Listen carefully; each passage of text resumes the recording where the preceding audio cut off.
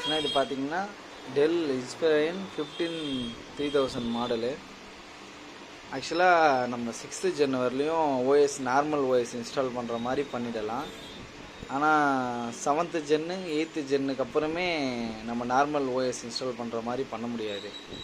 இதுக்கு தேவையானது ஒரு டிரைவ்ஸ் தான். அந்த டிரைவ்ஸ் கூட ஆன்லைனில் போட்டு பார்த்தேன், எதுவும் கிடைக்கல. நானும் நிறைய வீடியோ பார்த்து ட்ரை பண்ணி பார்த்தா எதுவுமே செட் ஆகலை.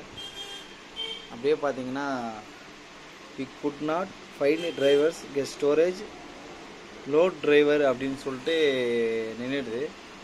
ஆக்சுவலாக இது வந்து நமக்கு இந்த இடத்த டிஸ்க்கு காமிக்கணும். இந்த டிஸ்க்கு காமிக்கிறதுக்கு நமக்கு ஒரு சாஃப்ட்வேர் தேவைப்படுது. அதை முதல்ல நம்ம வேறு லேப்டாப்லேருந்து டவுன்லோட் பண்ணணும்.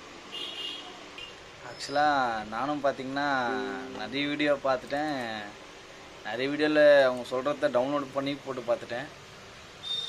இந்த செட்டப் ஆர்எஸ்டி இதை வந்து அட்மினிஸ்ட்ரேட்டர் அப்படி ஃபைல் எக்ஸ்ட்ராக்ட் பண்ணி டிரைவர்ஸ் டாட்டா இன்டெல்லு 64 பிட்டு மீடியா கிரியேட்டேஷனு எப்படியோ ட்ரை பண்ணி பார்த்தா இதில் இருக்கிற எந்த சாஃப்ட்வேருமே நம்ம அந்த 15th Genக்கோ இல்லை 7th Genக்கோ எதுக்குமே சூட்டபுளாக இல்லை.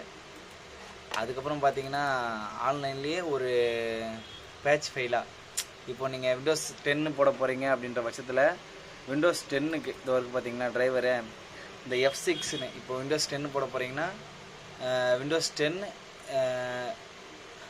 இப்போ என்ன ஜென்ரேஷனோ நீங்கள் யூஸ் பண்ண போகிறது 15th Genனா 15th Genக்கான சாஃப்ட்வேர் ஆன்லைனில் டவுன்லோட் பண்ணி இது போல் ஃபோல்டராக இருக்கும்.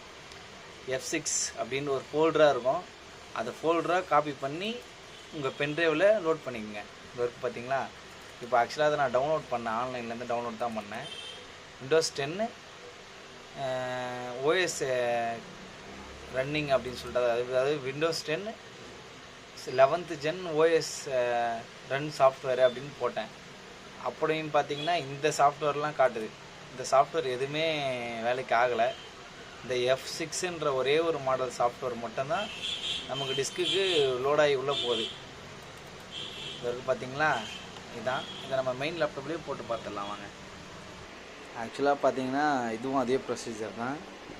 நம்ம செட்டப் இன்ஸ்டால் பண்ணி அதே தான் நெக்ஸ்ட்டுன்னு கொடுத்தீங்கன்னா இதை பார்த்துங்க. Custom install Windows only advanced. இதில் லோடு டிரைவர். நானும் ஏகப்பட்டதை பார்த்து நமக்கு மண்டை சூடாயே போச்சு. F6ன்னு இருக்குது பார்த்தீங்களா, நம்ம டவுன்லோட் பண்ண ஃபோல்டரு. ப்ளவுஸில் வந்து இல்லாட்டி அந்த வீடியோ கட் ஆகிடுச்சு பாதியில், ஃபோன் ஒன்று வந்ததால்.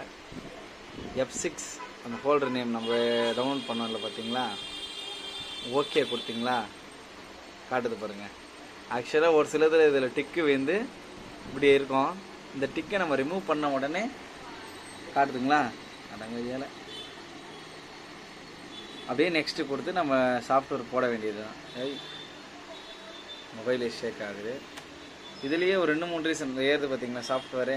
இதே தான் சேம் ப்ரொசீஜரு. அதுக்கப்புறம் நமக்கு டிஸ்க்கு காட்டும். அதனால்